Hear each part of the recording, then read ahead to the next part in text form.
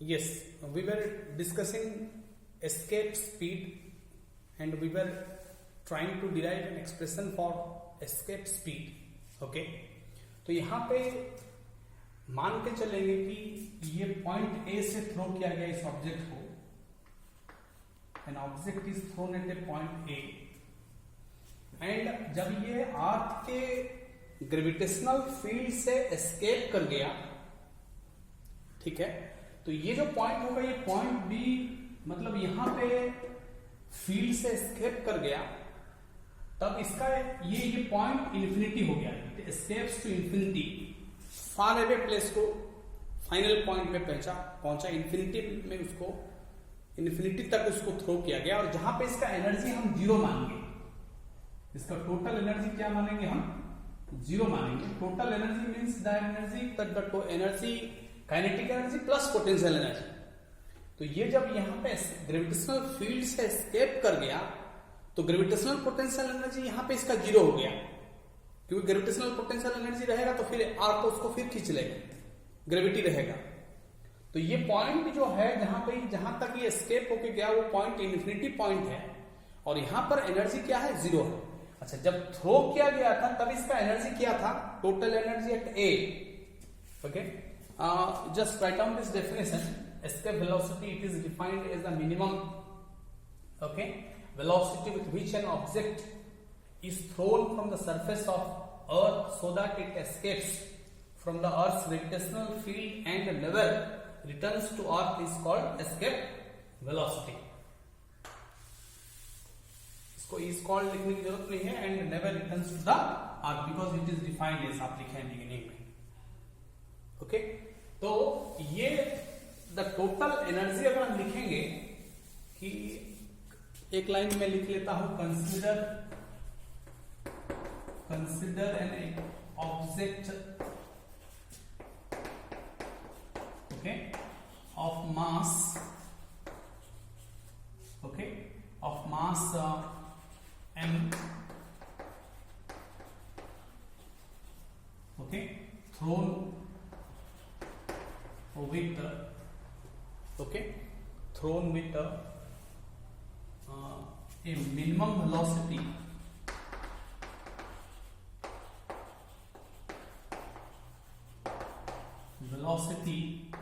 VE, okay, minimum velocity VE, so that it escapes from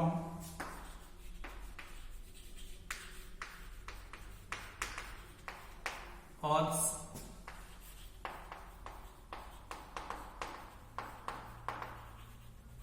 gravitational field, ठीक है। The total energy at A, ये A वाला point है, ये मान लेते हैं पॉइंट बी, इन्फिनिटी वाला पॉइंट। द टोटल एनर्जी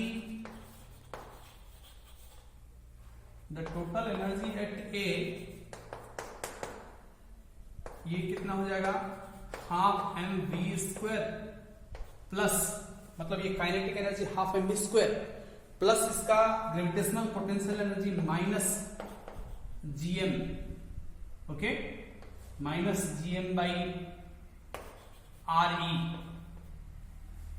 ठीक है, minus GM by R E, okay. तो ये ग्रेविटेशनल पोटेंशियल एनर्जी है, ठीक है। ये यूनिट मास नहीं है तो minus G M into M हो जाएगा, ठीक है। यूनिट मास रहता तो एक मास 1 kg का रहता तो नहीं रहता, तो ये G M M by R E हो जाएगा, ठीक है। ये माइनस में है ग्रेविटेशनल पोटेंशियल एनर्जी, ठीक है। तो ये टोटल एनर्जी एट ए है, ये मतलब ये ई ए है, ठीक है। अच्छा, total energy at infinity when it escapes from earth gravitational field, हम ऐसे लिख सकते हैं, इसको लिख लीजिए, consider an object of mass m thrown with a minimum velocity of v so that it escapes from earth gravitational field, ठीक है। तो total energy of the object, the total energy of the object at infinity,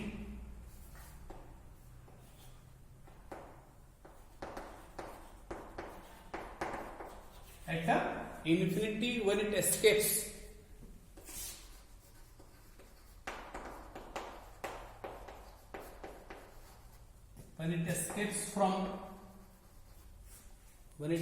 from okay, Earth's,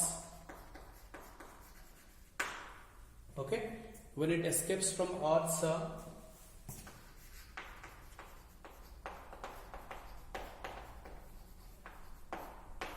gravitational field, when it escapes from Earth's gravitational field, okay, is 0, ठीक है। तो इसका मतलब है कि द एनर्जी एट इन्फिनिटी, ठीक है, energy at infinity is 0, ठीक है। तो according to law of conservation of energy, अगर हम लिखें, अगर एनर्जी कंजर्वेशन लॉ को हम अप्लाई करें, according to law of conservation of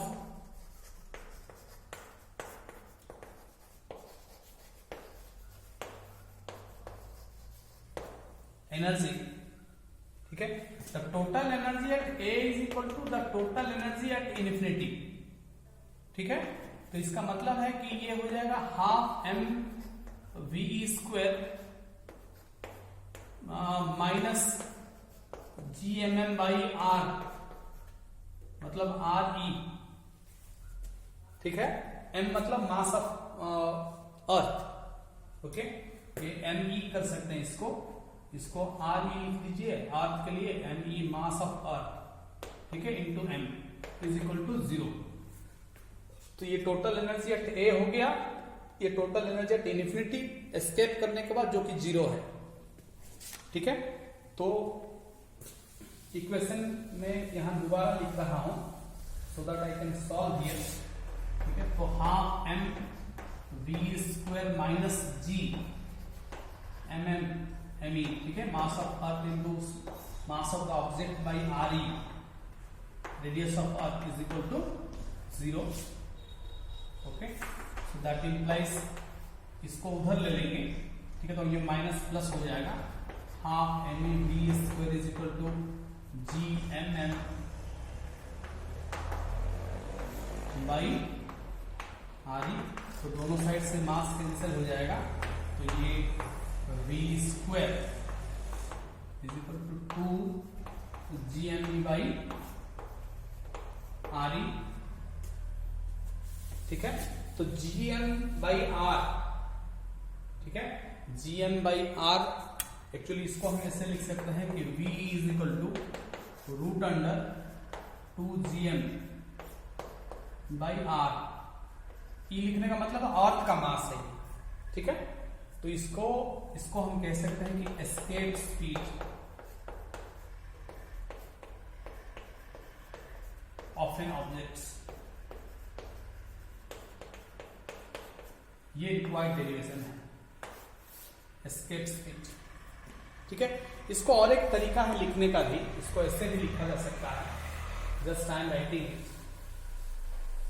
कि इसको v is equal to root under, अगर हम जी एम, ठीक है, ऐसे लिखें 2 G M by R square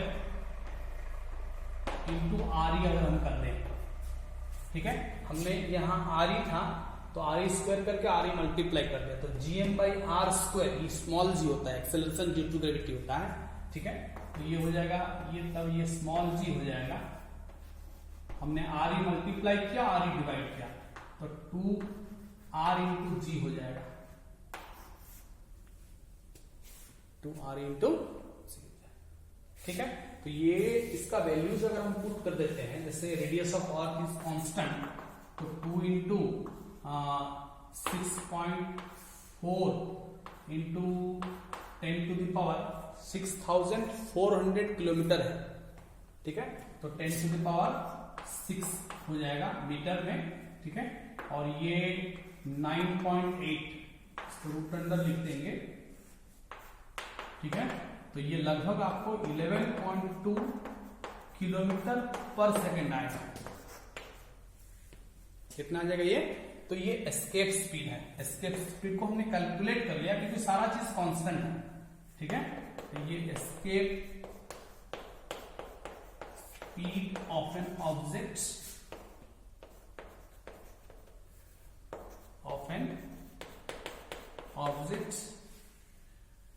okay, which is thrown from Earth's surface.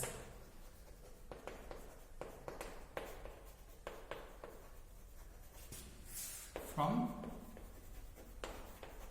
Earth's surface. Earth's surface के लिए है। मून से अगर फेंकेंगे उसको, उसका एस्केप है तो उसका अलग आएगा, क्योंकि हमने mass, radius of earth, mass of earth सारा चीज यूज किया है। हम अर्थ से अर्थ का एस्केप वेलोसिटी निकाल रहे हैं। अर्थ से कितना मिनिमम वेलोसिटी चाहिए अर्थ सरफेस से एस्केप होने के लिए कोई भी ऑब्जेक्ट को, ठीक है। From earth surface, okay. ये हो गया एस्केप स्पीड का डेरिवेशन। याद रखिएगा, v is equal to root under 2rg, root under 2rg। r is the radius of earth, g is the acceleration due to gravity, okay. Escape speed चाहे कितना भी mass का हो, it is independent of mass. इतना minimum velocity चाहिए। चाहे आप एक मिसाइल को थ्रो करें यहां से, चाहे वो रॉकेट को थ्रो करें, जो कि एक स्पेस शटल को अगर आप ग्रेविटी से ये करना चाहते हैं, तब भी मिनिमम वेलोसिटी इतना चाहिए, 11.2 किलोमीटर पर सेकेंड।